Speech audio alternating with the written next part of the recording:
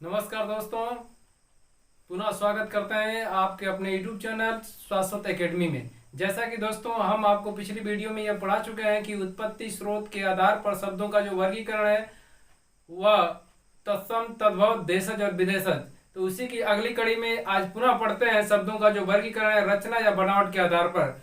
अगर आप इस चैनल पर नए हैं दोस्तों तो चैनल को लाइक, सब्सक्राइब और बेल आइकन को प्रेस कर ले, जिससे कि यह वीडियो आपको आसानी से प्राप्त हो सके। तो चलिए देर न करते हुए स्टार्ट करते हैं आज का टॉपिक, शब्दों का वर्गीकरण रचना या बनावट के आधार पर। तो रचना या बनावट के आधार पर जो शब्दों का वर्गीकरण होता है दोस्तों, वह पहला होता है ऋण शब्द, दूसरा होता है योग ऋण और तीसरा होता है यौगिक। चलिए, ऋण शब्द किसे कहते हैं? वे शब्द जो अपने आप में क्या हो, पूर्ण हो, जिसे खंडन करने से कोई दूसरा अर्थ न निकलता हो, उसे ही हम क्या कहते हैं? ऋण शब्द कहते हैं। जो शब्द किसी अन्य शब्दों या शब्दांशों से न बने हो और किसी विशेष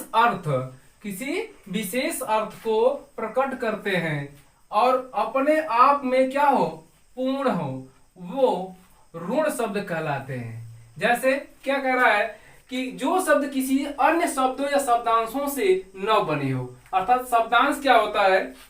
जैसे हम कोई शब्द लिखते हैं चल, तो चल में जो हम एक शब्दांश लगाते हैं, एक यह हमारा एक क्या है? शब्दांश है। इसे ही शब्दांश को हम क्या कहते हैं? उपसर्ग कहते हैं। इससे ये अगर हम कोई शब्द बना दें अचल, तो यह हमारा शब्दांश के साथ शब्द बना है। लेकिन यह कह रहा है कि किसी अन्य शब्दों या शब्दांशों से न बनने की बात कर रहा है। तो देखिए, जो हमने यह, इसमें कोई भी शब्दांश नहीं है, अर्थात कि इसमें कोई भी उपसर्ग नहीं है, इसलिए यह क्या कहलाएंगे? ऋण शब्द कहलाते हैं। कुछ शब्दों को हमने यहाँ डाल दिया, जैसे गाड़ी, छोटा, सोना, बल, पुस्तक, फूल, उल्लू, गधा, नाग इत्यादि। ये सभी शब्द अपने आप में पूर्ण हैं और एक विशेष अर्थ देते हैं। तो चलिए चलते हैं ऋण शब्द के बाद योग ऋण शब्द। आइए देखते हैं योग ऋण।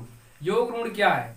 जो दो शब्दों से मिलकर बना तो होता है, लेकिन एक किसी तीसरे का जो अर्थ व्यक्त करता है वो ऋण योग कहलाता है। और जितने भी योग ऋण शब्द होते हैं वो सारे के सारे आपके बहुब्रीहि समास के अंतर्गत आते हैं। तो याद रखिएगा कि यहाँ दो टॉपिक आपको समझ में आना चाहिए। पहला कि योग ऋण, दूसरा बहुब्रीहि समास। अगर आपको पता है कि बहुब्रीहि समास क्या होता है तो यहाँ पे योग ऋण एकदम आपको समझ में आ जाएगा। जैसे कि पीताम्बर, जलज, पंकज, चक्रपाणी, बीड़ापाणी, दशानन, बहुत ढेर सारे बहुब्रीहि समास के ये उदाहरण है। तो चलिए इसे एक बार अध्ययन करते हैं। जो शब्द यौगिक होते हुए भी, यौगिक मतलब दो शब्दों को जोड़कर जो बना है, होते हुए भी किसी एक ही अर्थ में ऋण होते हैं। किसी एक ही अर्थ की बात करता है कि किसी एक ही अर्थ में ऋण होते हैं, उन्हें योग ऋण कहते हैं। जैसे जलज, तो जलज को एक बार देखते हैं। ये जल प्लस जल प्लस जल माने जल में, पानी में, और ज मीन्स होता है जन्म लेना, यानी जो पानी में क्या करता हो, जन्म लेता हो, तो उसे क्या कहते हैं? जलज कहते हैं। जैसे पानी में तो घोंगा भी है, सेवार भी है, बहुत सारे हैं, लेकिन उनके लिए ऋण शब्द नहीं होता है, केवल पंकज के लिए, केवल जलज के लिए। अर्थात जलज का अर्थ होता है कमल। कमल एक हमारा विशेष पुष्प है, इसलिए इस शब्द के लिए जलज ऋण शब्द बन जाता है।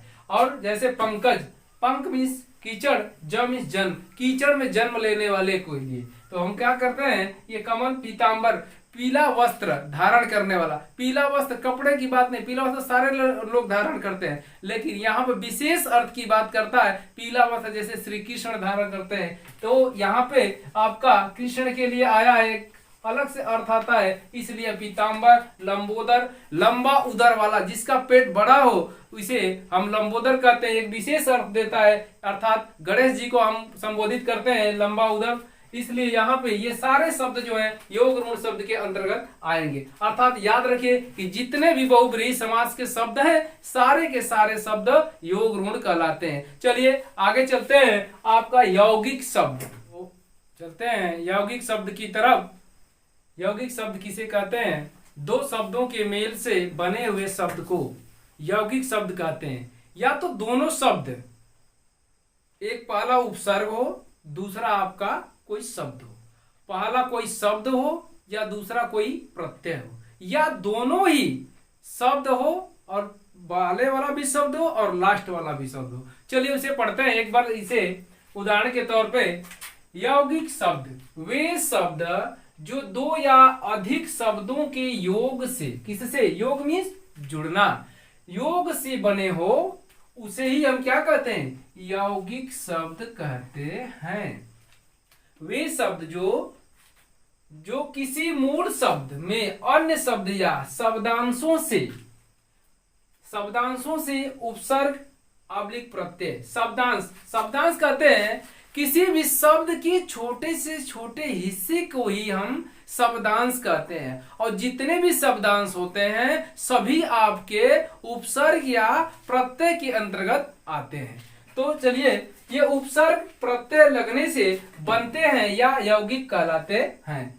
तो वे शब्द जो किसी मूल शब्द में अन्य शब्द या शब्दांश से जुड़ते हैं, जुड़ने के बाद जो नया शब्द बनता है उसे ही हम कहते हैं यौगिक शब्द। जैसे देव देखिए, देव हमारा एक शब्द है, देव हमारा एक शब्द है। दूसरा हमारा शब्द आलय, दूसरा हमारा ये दूसरा भी क्या है, शब्द है। तो ये देखिए दो शब्द हो गया, एक हो गया देव, दूसरा हो गया आलय, और दोनों को जब मिला दिया गया तो बन गया देवालय। तो इस तरह से ये दोनों शब्द मिलकर बने हैं, तो ये यौगिक शब्द कहलाते हैं। इसके बाद अप क्या है, अप जो है आपका उपसर्ग है। अब क्या है, उपसर्ग है, एक उपसर्ग से मिलकर बना है और दूसरा हमारा मूल शब्द है, दूसरा हमारा मूल शब्द है। तो मूल शब्द, उपसर्ग और मूल शब्द से जो दोनों मिलकर बना है तो क्या बना है, उपसर्ग। अपमान, तो इसमें ये आपका उपसर्ग जुड़ गया और दूसरा हमारा शब्द बन गया है, दोनों शब्द से मिलकर बना है अपमान। इसके बाद सुंदर हमारा एक शब्द है और ता हमारा प्रत्यय उसे कहते हैं जो किसी शब्द के अंत में लगता हो, उसे हम प्रत्यय कहते हैं। क्या लगता है, शब्दांश लगता है। शब्दांश क्या होता है, शब्दों के अंश को, जो सबसे छोटा से छोटा हिस्सा होता है उसे ही शब्दांश कहते हैं। तो जो पहले लगता है वो उपसर्ग कहलाता है और जो लास्ट में लगता है अर्थात अंत में लगता है वो प्रत्यय कहलाता है। जैसे देखिए सुंदर हमारा एक शब्द है, सुंदर हमारा ये शब्द है और ता जो है हमारा प्रत्यय, इसे मिला दिया तो बन गया सुंदरता।